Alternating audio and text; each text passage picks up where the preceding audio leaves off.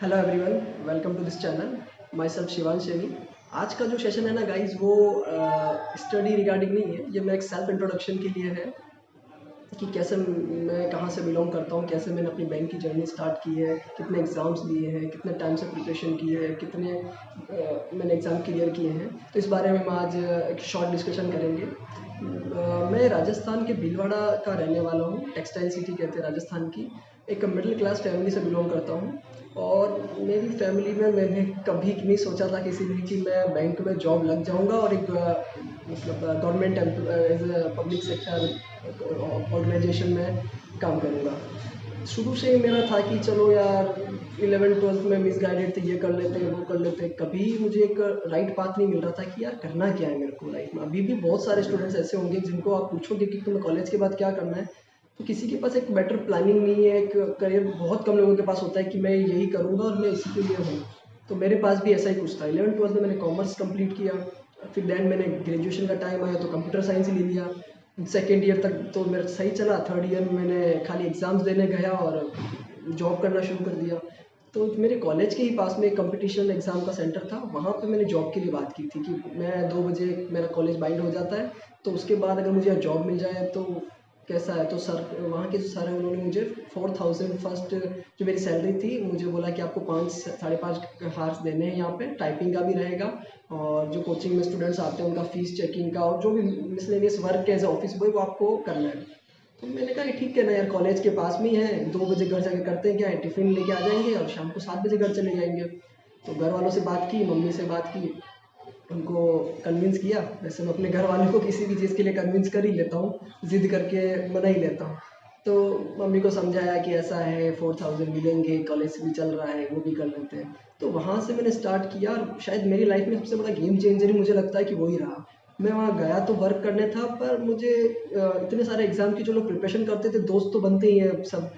Similar as का था मैं, 20-21 का था लगभग। इसी एज के स्टूडेंट ज़्यादा थे। तो जब उनके नोट्स देखता था या उनसे बात करता था तो लगता था कि यार मतलब इतना हार्ड नहीं है। क्योंकि मैं 11th-12th कॉमर्स से था, थोड़ा सा एक माइंड सेट तो मेरा था कि यार मैथ रीजनिंग मतलब मैथ्स में इनमें कि ठीक है अपना। वहाँ जब देखा कि यार इतना हार्ड नहीं, अपन भी कर तो सकते हैं जो ये लोग तैयारी कर रहे हैं। तो थोड़ा थोड़ा 1-2 क्लासेस लेता था। कभी मतलब 1 घंटा बैठ गया, 2 घंटा बैठ गया, 3 घंटा बैठ गया कभी कभार। तो थोड़ा बहुत इंटरेस्ट भी आने लग गया कि यार नहीं यार, मज़ा तो आ रहा है इसमें, ऐसा होता है वैसा होता है। पर तब भी माइंड पूरी टोटली मतलब प्रिपेयर नहीं था कि तुझे बैंक की तैयारी करनी है और तुझे बैंकर बनना है। इस बीच एक हमारा जोधपुर में इंस्टीट्यूट है हमारी कास्ट का, माली समाज का। तो वहाँ पे मेरे को किसी ने बताया कि ना वहाँ पे ऐसा कुछ तैयारी होती है, अगर आपको जाना है तो आप जा सकते हैं, फ्री ऑफ कॉस्ट होता है। वहाँ पे मतलब उसे बैंकिंग फैक्ट्री कहते हैं। अराउंड 300-400 स्टूडेंट्स वहाँ से एग्ज़ाम्स क्लियर करके जॉब लगे। तो तब भी मेरे अंदर ये था कि चलो ट्राई करके देखते हैं। मुझे कभी भी ये मतलब एक कॉन्फिडेंस आज तक भी नहीं है। मतलब मैं सोचता हूँ कि यार मैं जॉब कैसे लग गया हूँ, क्योंकि मैं बहुत एक मिसगाइडेड तरीके का लड़का था। मुझे खुद को नहीं पता था कि यार अपन सेंट्रल लेवल की जॉब इतने सारे लोगों में से निकाल सकते हैं कि नहीं। तो वहाँ पे मैं गया, 5-6 महीने मैं वहाँ रहा था, स्टडी वहाँ से की।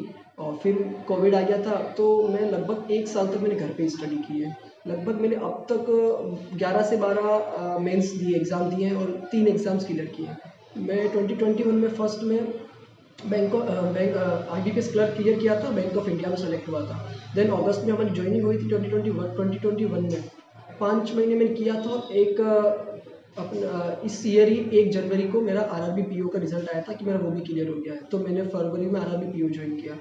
4-5 महीने वहाँ वर्क किया और 1 अप्रैल को रिजल्ट आ गया था कि मेरा इंडियन बैंक में हो गया है। तो फिर मैंने वापस सोचा कि मेरे को है ना इधर स्विच करना है। इसके बारे में एक अलग सेशन लाऊंगा। मैंने ऐसा ये सब क्यों सोचा। तो मैं अभी प्रेजेंटली इंडियन बैंक में एज अ क्लरिकल वर्क कर रहा हूँ, पाटण गुजरात में।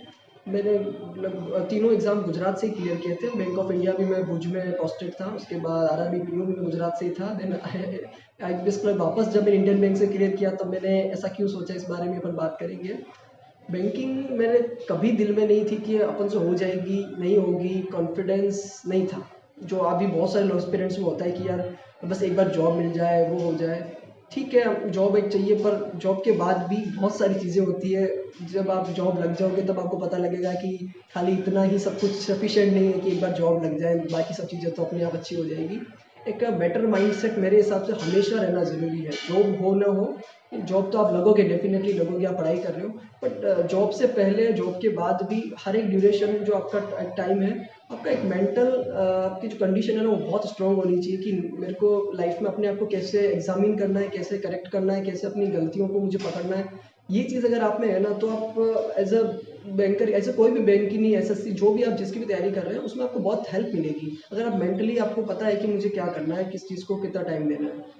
मैं जब भी प्रिपरेशंस करता था, वैसे भी मैं मोबाइल कम ही यूज़ करता हूँ, अभी भी इतना यूज़ नहीं करता हूँ। पहले भी इतना नहीं करता था, इतने फ्रेंड्स थे नहीं। पहले थोड़ा सा इंट्रोवर्ट शाई टाइप का था जब 11th-12th में था और कॉलेज में। उसके बाद थोड़ा सा जब से मैं कोचिंग्स में काम करना शुरू किया या हॉस्टल में गया, तो थोड़ा मैं अपना अपना एक्सट्रोवर्ट होना शुरू हुआ, लोगों से बात करना शुरू किया, उनसे सीखना शुरू किया। मेरा जब फर्स्ट जॉब लगा था बैंक ऑफ इंडिया का, वो एक एनआरआई ब्रांच थी, वहाँ मेरी जॉब थी। तो वहाँ के स्टाफ ने मुझे एज अ पर्सन बहुत कुछ सिखाया है। वहाँ से मैं अपनी लाइफ का एक बहुत बड़ा लेसन सीख के आया हूँ कि यार लाइफ कैसा लोग करते हैं, कैसे लोग अपनी लाइफ को प्लान करते हैं, लोग किस तरीके से जो बिजनेस करते हैं। क्योंकि उससे पहले मुझे कोई नॉलेज नहीं थी, मैं उससे पहले इतना बैंक में गया भी नहीं था, मुझे ये भी नहीं पता था कि पीओ कौन होता है, क्लर्क कौन होता है, बीएम कौन होता है, एबीएम कौन होता है, कुछ भी नॉलेज नहीं थी। जब कॉलेज करते करते मैं जॉब लग गया था, अभी भी 23 का हूँ, उस समय लगा था 21 चल रहा था मेरे को, 21.5। तो जब गया था तो सर ने देखा कि एक नया स्टाफ आने वाला है, और जब मैं फर्स्ट डे था तो देखा, अरे यार ये तो बहुत छोटा लड़का है। जब हमारे जेडएम सर भी विजिट करने आए थे तो बोले कि वो केशियर का है, उसको बुलाओ। तो जब मैं गया था तो बोले, अरे ये तो बहुत छोटा सा लड़का है, इसको आपने कहाँ कैश का सारा दे रखा है 50-60 लाख का, इसको तो अभी कॉलेज की, स्कूल की 11th-12th तो कॉलेज का इसका तो टाइम है। तो मैंने कहा कि नहीं सर, मैं कर लेता हूँ, मैं कोशिश कर रहा हूँ इसको इम्प्रूव करने की। तो मतलब हमारे ग्रुप में एक बहुत एक डिस्कशन वाला बंदा था मैं कि यार एक छोटा सा है, पतला दुबला सा लड़का है और अपने बैच में आया है।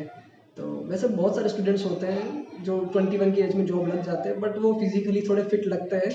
मैं अभी थोड़ा ठीक लगता हूँ। जब मैं जॉब लगा था आज के 1-1.5 साल पहले, उस समय तो बहुत एक छोटा चाइल्डिश ऐसा लगता था। तो जब स्टार्ट किया जॉब करना, कुछ भी नहीं पता था कि बैंक में कस्टमर आते हैं, क्या कैसे बात करनी है, कैसे नहीं करनी है, कैसे सर्विस देनी है, क्या नहीं करनी है। सब धीरे धीरे हमारे जो साथ वाले स्टाफ थे उन्होंने मुझे बहुत कोऑपरेट किया था। मुझे हमेशा से ब्लैंक माइंड था कि यार क्या हो रहा है, ये बटन कैसे दबाऊँ, सर दबा दूँ क्या, कुछ गलत तो नहीं हो जाएगा, पैसा तो नहीं कट जाएगा। उन लोगों ने मुझे इतना सपोर्ट किया, अभी भी वो लोग मेरे टच में है कि मुझे लाइफ में कभी वो फील नहीं हुआ कि यार मैं बाहर रह के जॉब कर रहा हूँ या घर से मैं विदिन 3-4 मंथ्स में एक ही बार घर जाता हूँ। तो कभी वो फील नहीं होता कि आप घर से बाहर रह रहा हूँ, मैं अकेला रह रहा हूँ, हाँ मैं कैसे मैनेज करूँगा, सब कर लूँ। मतलब यहाँ पे मुझे गुजरात में बहुत लोगों ने सपोर्ट किया, मैं उनका हमेशा से एक आभारी रहूँगा कि यार तुम लोग मुझे लाइफ में मिले हो। मेरे साथ वाले जो बैचमेट्स उन लोगों ने भी मुझे बहुत सपोर्ट किया और अभी भी करते ही हैं। जब मैंने यूट्यूब चैनल बनाने का बोला तो भी उन लोगों ने बहुत बोला कि ठीक है, तू इस तरीके से बना, ऐसा नहीं, ऐसा करना, वैसा करना, तू यहाँ ले कर रहा है, तुझे ऐसा नहीं करना, तुझे वैसा करना है। क्योंकि उनको पता है कि ये बंदा एक्सट्रोवर्ट, तो मैं ग्रुप में सबसे ज़्यादा बोलता था। हमारे ग्रुप में एक सर्विसमैन थे, मैं उनके पास जाके बोलता था कि सर आप इतनी एज में जॉब लग गए, इतनी एज में पढ़ाई कैसे करते थे। मुझे पता नहीं था कि एक सर्विसमैन का कोटा ऐसे होता है, ये लोग ऐसे आते हैं, वैसे सेलेक्ट होके आते हैं।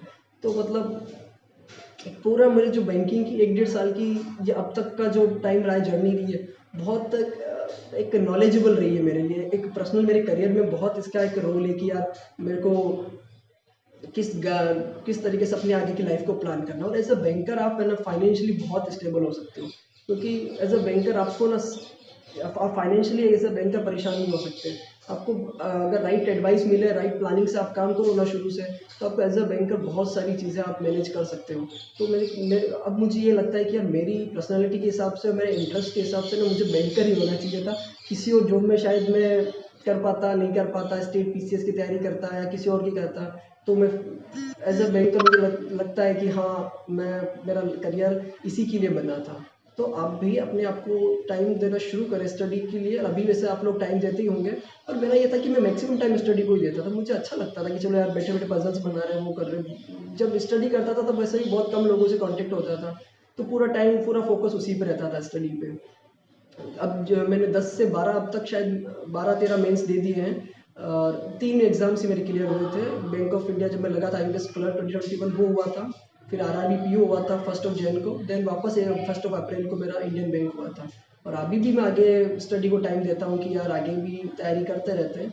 आरबीआई की तैयारी करते हैं, सेबी की करते हैं, नाबार्ड की करते हैं, बैंक की तो मैंने 1 साल में 3 ऑर्गेनाइजेशंस में काम कर लिए है। तो मेरे को है कि अब यार रेगुलेटरी बॉडीज़ का भी उनकी तैयारी करते हैं अपन, क्योंकि बैंक में अब मैंने कि अब बैंक का अब मुझे नहीं है कि मुझे आईबीपीएस पीओ बनना है, क्योंकि मैं आरआरबी पीओ क्विट करके इधर आया हूँ, या एसबीआई पीओ बनना है मुझे है कि अब यार अपने आरबीआई और सेबी नाबार्ड इन रेगुलेटरीज बॉडीज़ की अपन प्रिपरेशन करते हैं अगर अपने पास टाइम है एज ए क्लरिकल। इसीलिए मैंने क्विट किया था कि आरआरबी पीओ में मुझे सफिशिएंट टाइम नहीं मिल रहा था। मुझे ये था कि अब हमेशा तो आरआरबी पीओ में ही रहना है, या फिर आपको अगर और भी चीज़ें करनी है तो आपके पास टाइम होना बहुत ज़रूरी है। और आप एज ए ऑफिसर आप थोड़ा सा मेंटली आप रहते हो। मैं 23 की एज में सोच रहा था कि मैं बहुत ज़्यादा प्रेशर ले रहा हूँ और फैमिली भी मेरे साथ नहीं रहती है, अदर स्टेट में काम कर रहा हूँ। तो फिर मैंने डिसाइड किया कि मैं आईबीपीएस क्लर्क दोबारा ज्वाइन करता हूँ, मेरा हुआ है तो इंडियन बैंक में, और उसके साथ स्टडी करना शुरू करता हूँ। अभी सफिशिएंट टाइम मिल जाता है मुझे, 6 बजे अराउंड में घर आ जाता हूँ, देन 3-4 घंटे सुबह 3-4 घंटे शाम को स्टडी हो जाती है। तो अब तक का जो मेरा रहा है जर्नी बैंक का, बहुत ही एक इंटरेस्टिंग रहा है मेरे लिए। मैं खुद उसको एंजॉय करता हूँ। वैसे भी मैं कस्टमर से बहुत ज़्यादा मेरा अट्रैक्शन होता है, बातें होती है। और कस्टमर से जब डील करने आते हैं तो मैं उनके बिज़नेस के बारे में बहुत ज़्यादा क्वेश्चंस करता हूँ। हमारे सर बोलते हैं कि इतना क्या इंटरेस्ट है आपको इन सब के बारे में, ये क्या काम करते हैं, कैसे काम करते हैं। मुझे मतलब एक होता है, क्यूरियोसिटी होती है इस एज में कि यार मार्केट कैसे काम करता है, लोग कैसे फाइनेंशियल चीज़ों को सॉर्ट आउट करते हैं, क्या क्या उनके दिमाग में प्लानिंग चलती है। तो आज भी जब वो कस्टमर्स आते हैं तो मेरे पास कैश काउंटर पे तो मैं बहुत सारी बातें लेके बैठ जाता हूँ। पीछे वाले बोलते हैं कि सर हमारा नंबर आ जाए उसके बाद आप इस बात चालू करना। तो यार मुझे हमेशा से ही लोगों से बातें करना, जुड़ना, डिस्कस करना एक इंटरेस्ट का पार्ट है। देन मैंने डिसाइड किया कि मैं अपना यूट्यूब चैनल इस्टेब्लिश करूँगा। वहाँ पे मैं आप लोगों से जिसको जो बिगिनर्स हैं, जिनको ज़रूरत है थोड़ी बहुत गाइडेंस की, उनको गाइड करूँगा। क्योंकि मैं बहुत एवरेज स्टूडेंट था। मैंने 10th में 62% के आसपास थे, 12th में 68। तो ऐसे, और इंग्लिश तो मेरी इतनी बुरी थी कि अभी भी मैं आरबीआई असिस्टेंट में मेंस में इंग्लिश में सेक्शनल कट ऑफ में फेल हुआ हूँ, और ओवरऑल कट ऑफ में मैं पास था। तो उसका ये है कि इंग्लिश मेरी हमेशा से अच्छी नहीं थी, अभी भी नहीं है। तो ऐसा नहीं है कि एवरेज स्टूडेंट्स एग्ज़ाम क्रैक नहीं कर सकते। मैं क्रैक कर सकता हूँ तो आप लोग तो बहुत आराम से कर सकते हो। क्योंकि मैं जिस सिचुएशन से निकल के आया हूँ, एक स्टोरी आपको 10-15 मिनट बताना ठीक है, बट जो मैंने लाइफ में फेस किया है ना बहुत सारी चीज़ें, वो अभी मेरे को बहुत ज़्यादा, जब मैं उसको याद करता हूँ तो मुझे लगता है कि वो चीज़ें नहीं होती ना तो शायद मैं आज यहाँ स्टैंड नहीं कर रहा होता, या यहाँ ये चीज़ें मैं अभी फेस नहीं कर रहा होता। ठीक है, थैंक यू गाइस आज के सेशंस के लिए। ज़्यादा लंबा नहीं खींचते हैं इसको, फिर हम आप लोगों से मुलाकात होगी।